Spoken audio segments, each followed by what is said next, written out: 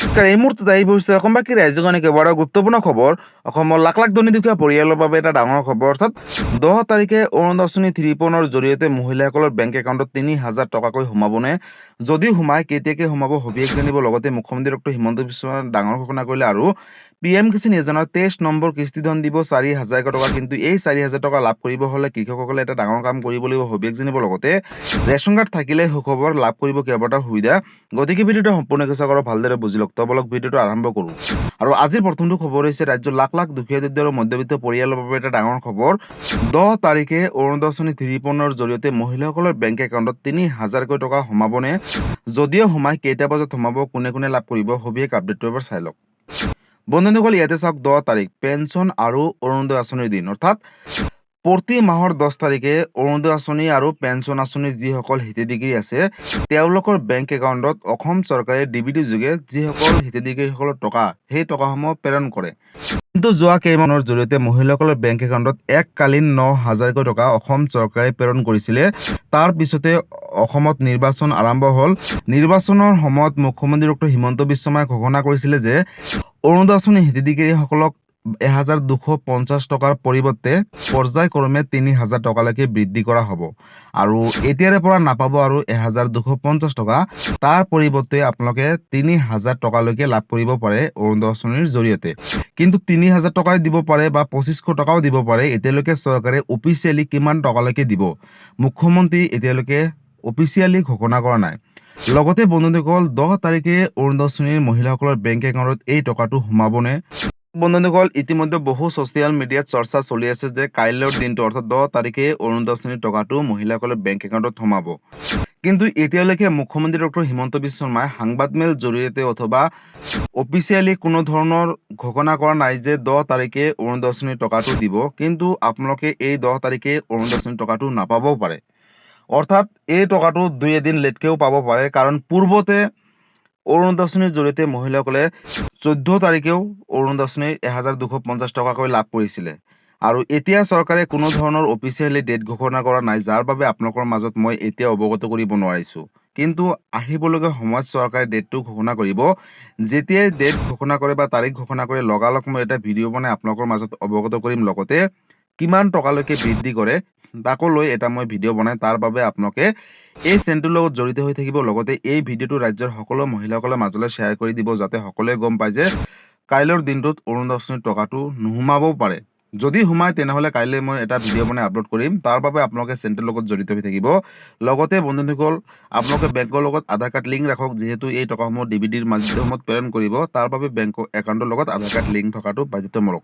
আৰু টকা যেতিয়াই দিয়ে লগালগ মই এটা ভিডিঅ' বনাই আপলোড কৰিম, আপোনালোকে চেনেলটোৰ লগত জড়িত হৈ থাকিব। আৰু আজিৰ পৰৱৰ্তী খবৰটো হৈছে PM কিষাণ যোজনাৰ 23 নম্বৰ কিস্তি ধনক লৈ। বন্ধুসকল 23 নম্বৰ কিস্তি ধন দিব 4,000 টকাকৈ। কিন্তু এই 4,000 টকা লাভ কৰিব হ'লে কৃষকসকলে বিশেষ কেইটামান কাম কৰিব লাগিব। নতুন এটা আপডেট আহিছে, আপডেটটো চাই লওক। জুন মাহতে কৃষকসকললৈ আহিব ভাল খবৰ।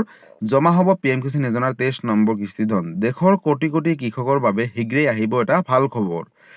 জুন মাহতে সোমাব PM কিষাণ যোজনাৰ অধীনত 23 নম্বৰ কিস্তি ধন 4,000 টকা। 23 নম্বৰ কিস্তি ধন লাভৰ বাবে আপোনাৰ বেংক একাউণ্টটো এক্টিভ কৰি ৰাখিবলৈ আহ্বান জনাইছে। লগতে একাউণ্টৰ KYC আপডেট নাথাকিলে জমা নহ'ব 23 নম্বৰ কিস্তিৰ টকা। ইয়াৰ উপৰিও পঞ্জীয়ন নকৰা কৃষকে নাপাব 23 নম্বৰ কিস্তিৰ টকা বুলি ঘোষণা কৰিছে চৰকাৰে। জুন মাহৰ শেষৰ ফালে অথবা জুলাই মাহৰ শেষৰ ফালে মুকলি হ'ব 23 নম্বৰ কিস্তিৰ টকা। ইয়াৰ বাবে কৃষক পঞ্জীয়ন পৰ্টেলত আপডেট কৰাটো বাধ্যতামূলক। কিদৰে কৰিব পৰীক্ষা চাই লওক সমগ্ৰ প্ৰক্ৰিয়া, অৰ্থাৎ কেনেকৈ পঞ্জীয়ন কৰিব। প্ৰথমতে PM কিষাণ যোজনাৰ অফিচিয়েল ৱেবছাইট pmkisan.government.in লৈ যাব। হোম পেজত থকা ফাৰ্মাৰ্ছ কৰ্ণাৰলৈ যাব আৰু তাতে গৈ কেইবাটাও অপশ্যন দেখিবলৈ পাব। ইয়াৰ পাছত status of self register farmer বা CSC ফাৰ্মাৰ বুটামটোত এবাৰ ক্লিক কৰিব। নতুনকৈ খোল খোৱা ফৰ্মখনত আপোনাৰ 12 অংকৰ আধাৰ নম্বৰটো লিখিব। কাষত দিয়া কেপচা কোডটো শুদ্ধকৈ সন্নিৱিষ্ট কৰিব আৰু কৰাৰ পিছতে আপোনালোকৰ সন্মুখত চাৰ্চ বটনটোত এবাৰ ক্লিক কৰিব লাগিব। আৰু ক্লিক কৰাৰ পিছতে আপোনালোকৰ বৰ্তমানৰ স্থিতি দেখিবলৈ পাব। যদি আপোনাৰ পৰীক্ষা কৰি থকা হৈছে তেন্তে পেণ্ডিং ফৰ এপ্ৰুভেল বুলি আহিব। আৰু সম্পূৰ্ণ পৰীক্ষা হ'লে এপ্ৰুভ বাই ডিষ্ট্ৰিক্ট বা এপ্ৰুভ বাই ষ্টেট বুলি আহিব।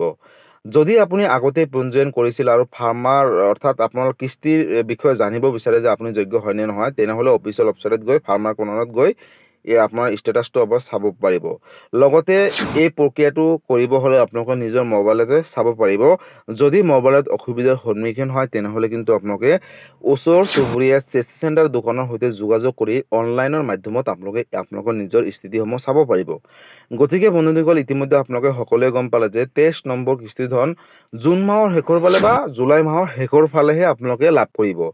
তাৰ বাবে আপোনালোকে KYC কৰাটো বাধ্যতামূলক। লগতে বেংকৰ লগত আধাৰ কাৰ্ড যদি লিংক কৰা নাই তেনেহ'লে কৰি ল'ব। লগতে যদি আপোনালোকে ফাৰ্মাৰ ৰেজিষ্ট্ৰেশ্যন অৰ্থাৎ কৃষক পঞ্জীয়ন কৰা নাই তেনেহ'লে অতি শীঘ্ৰেই কৰি লওক। আৰু যদি এইখিনি কাম নকৰে তেনেহ'লে কিন্তু 23 নম্বৰ কিস্তি ধনৰ পৰা বঞ্চিত হৈ থাকিব।